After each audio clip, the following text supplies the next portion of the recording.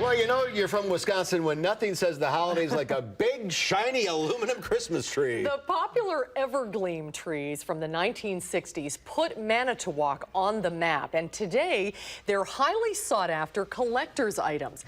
One of the biggest collections of Evergleams in the world is on display right now at the Wisconsin Historical Society Museum on the Capitol Square.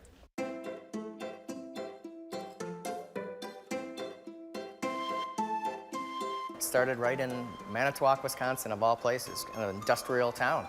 And the Aluminum Specialty Company, they made toys, Christmas decorations of all kinds, and been doing it for decades. So the Evergleam story starts out as an industrial story, really.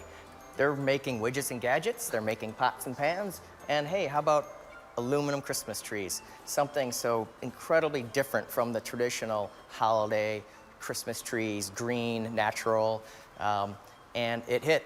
It hit the first year. What year did they come out? It came out in December of 1959 to the consumer market. And then they kind of retooled after the 1959 Christmas season and figured out better packaging.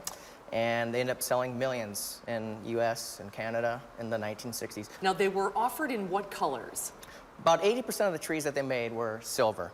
And then in order to kind of stay ahead of the competition, they introduced 2-foot trees, 4-foot trees, the large 8-foot trees, 7-foot trees, and started introducing colors like green and gold and the pink tree that is kind of now a very famous tree. Now, why is that? They only made very few of them? Very few, and certainly in the pink tree was the one that Lucy referenced in the 1965 Charlie Brown Christmas special. She wanted a giant aluminum tree, and Charlie Brown wanted a real tree because he felt like that represented Christmas. Yeah. And that's sort of part of this whole story, that not kind of everybody part of the thought story. it was great. Sure, oh, certainly, yeah. Certainly over 1 million people did, but you know, for many, Christmas is a very traditional thing. And you know, this was so different, but at the same time, you know, when the lights are low and you splash some colored light on a silver tree, it sets another type of mood and atmosphere. And I think it's ironic today that these are looked back warmly, nostalgic, fond, warm memories. And it's, you know, it's 60 years on and the story isn't going away.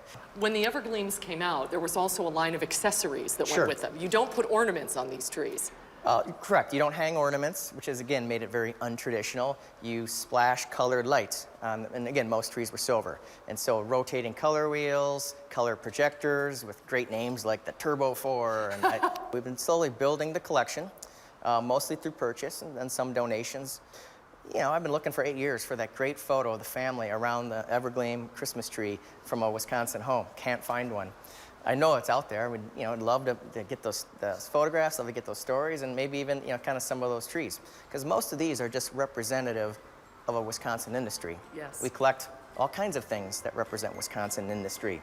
But the other side of that story, the family Christmas story, the family tradition, we'd love to be able to represent and share as well. They're really beautiful. The Wisconsin Historical Society Museum's exhibit of Evergleam aluminum Christmas trees will be on display until New Year's Day.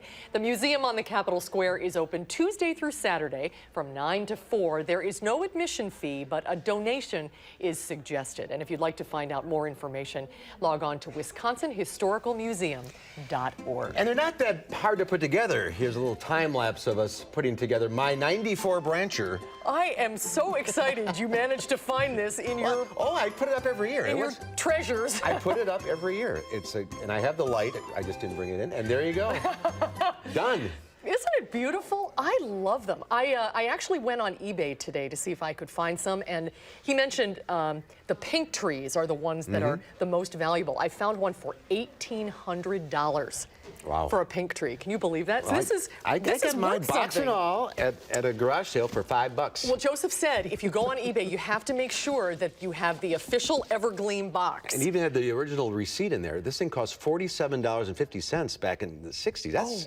It's expensive. Yeah, that's got true. The receipt. I love them. Aren't they beautiful? Maybe we should leave it up for a while. Can I just take that one? No. I'm going to make a run for it when you're not looking. That was really fun. Yeah, it is. Thanks.